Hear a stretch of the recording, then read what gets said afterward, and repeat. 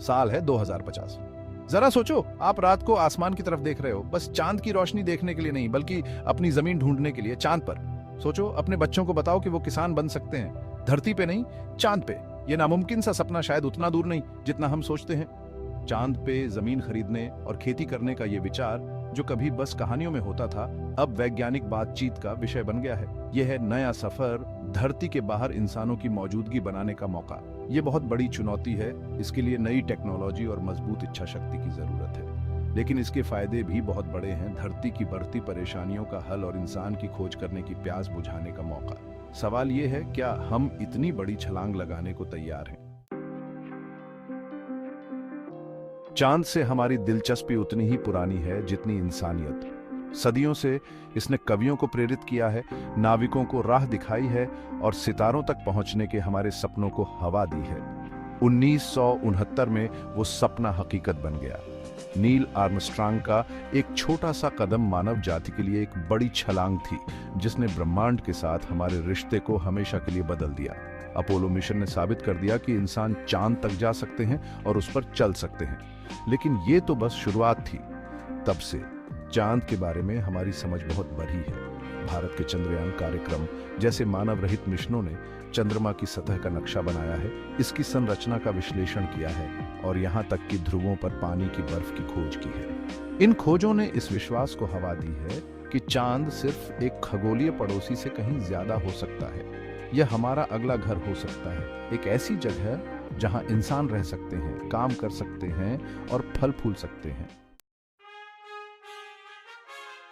आज space x जैसी private कंपनियां और नासा जैसी सरकारी एजेंसियां चांद पर इंसानों की स्थायी मौजूदगी स्थापित करने की दिशा में सक्रिय रूप से काम कर रही हैं।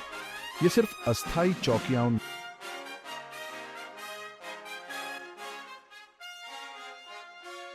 के लिए एक बहुग्रह भविष्य की कल्पना करता है, जिसमें चांद, मंगल और उससे आगे के लिए एक जिसे गहरे अंतरिक्ष यात्रा के लिए डिजाइन किया गया, चांद तक पहुंचाना और अंततः एक आत्मनिर्भर शहर स्थापित करना है। नासा का आर्टेमिस कार्यक्रम अपोलो का उत्तराधिकारी 2025 पुरुष को उतारने का लक्ष्य रखता है। यह मिशन सिर्फ झंडा गाड़ने के बारे में नहीं है, बल्कि दीर्घकालिक चंद्र अन्वेषण के लिए एक स्थायी बुनियादी ढांचा बनाने के बारे में है। हालांकि अभी भी कई चुनौतियां बाकी हैं, लेकिन अंतरिक्ष प्रौद्योगिकी में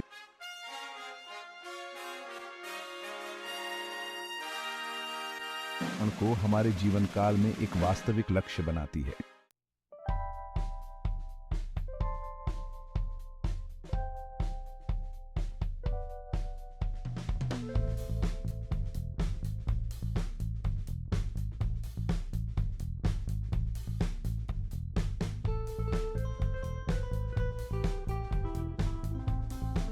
अपना दावा करने से रोकती है। हालांकि संधि का फायदा उठाकर लूनर एम्बेसी और मून एस्टेट्स जैसी कंपनियां चांद पर जमीन बेचने का दावा कर रही हैं। हालांकि इन दावों की कानूनी वैधता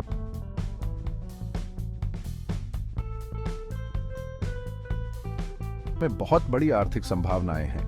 आज आप कानूनी तौर पर चांद पर जमीन खरीद सकते हैं या नहीं, ये तो आगे पता चलेगा। लेकिन आने वाले वर्षों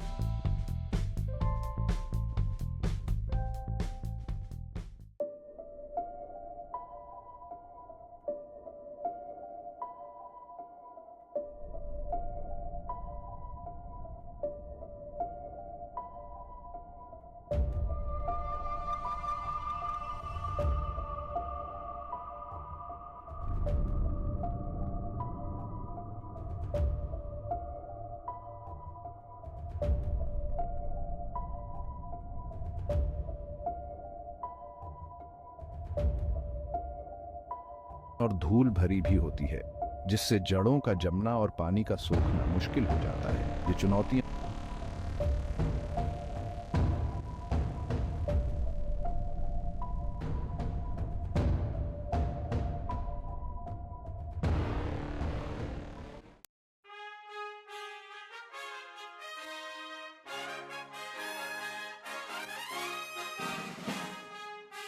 उपजाऊ मिट्टी और प्रचुर मात्रा में पानी पर निर्भर करती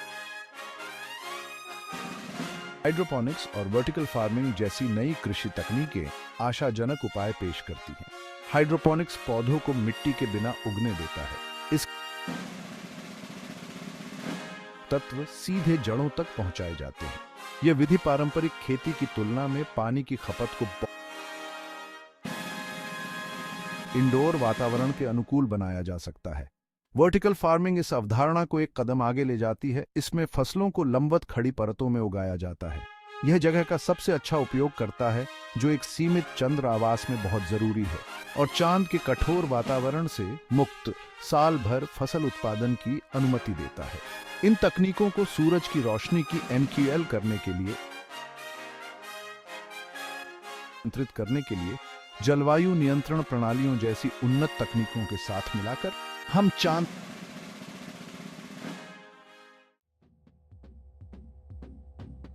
भाग 7 चंद्र कृषि के लिए अंतरिक्ष युगीन समाधान। चंद्र खेती की चुनौतियां कृषि प्रौद्योगिकी की सीमाओं को आगे बढ़ाते हुए नए समाधान मांगती हैं। रोबोटिक्स और आर्टिफिशियल इंटेलिजेंस रोपण और कटाई से लेकर फसल के स्वास्थ्य की निगरानी और पर्यावरण नियंत्रण को समायोजित करने तक कार्यों को स्वचालित करने में महत्वपूर्ण भूमिका निभाएंगे। जैव प्रौद्योगिकी चंद्र कृषि के लिए एक और रोमांचक राह प्रदान करती है। आनुवंशिक रूप से संशोधित फसलें विशेष रूप से चंद्रमा की कठोर परिस्थितियों के अनुकूल चंद्र वातावरण में पनप सकती हैं। इन फसलों को विकिरण का सामना करने कम पानी की आवश्यकता होती है और यहां तक कि चंद्र रेजोलिथ में मौजूद पोषक तत्वों का उपयोग करने के लिए भी इंजीनियर किया जा सकता है। इन तकनीकों का विकास और कार्यान्वयन न केवल चंद्र खेती को संभव बनाएगा, बल्कि पृथ्वी पर कृषि के लिए भी महत्वपूर्ण प्रभाव डालेगा, जिससे अधिक टिकाऊ और कुशल खाद्य उत्पादन के तरीके बनेंगे।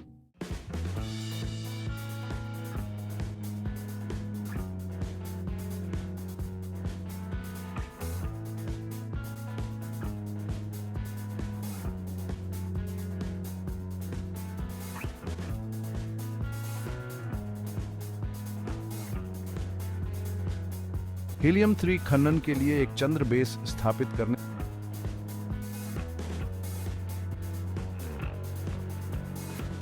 विकल्प प्रदान करता है और हमारे ग्रह की बढ़ती ऊर्जा मांगों को पूरा करता है। हीलियम-3 खनन बुनियादी ढांचे में निवेश करने और चांद पर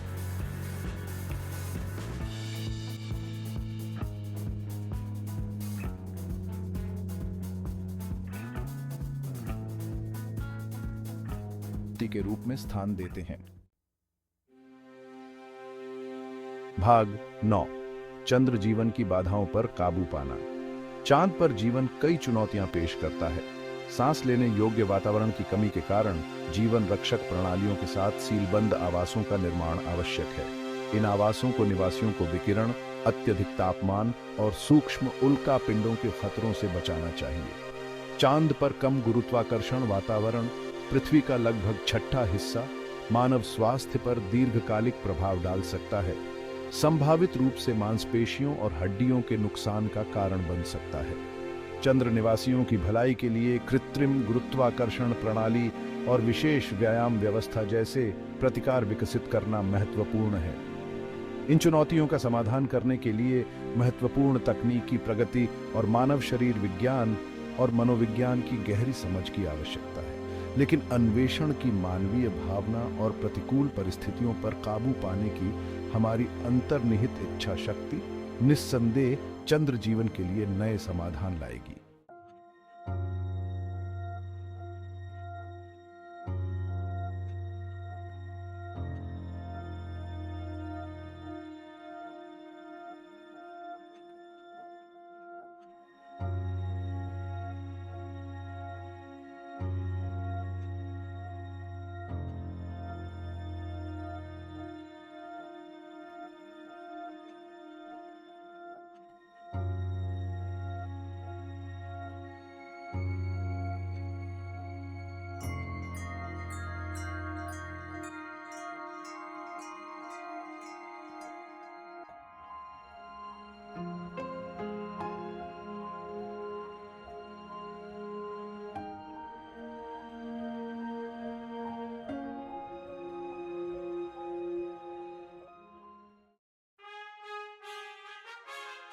भाग 11 निष्कर्ष मानव जाति के लिए एक बड़ी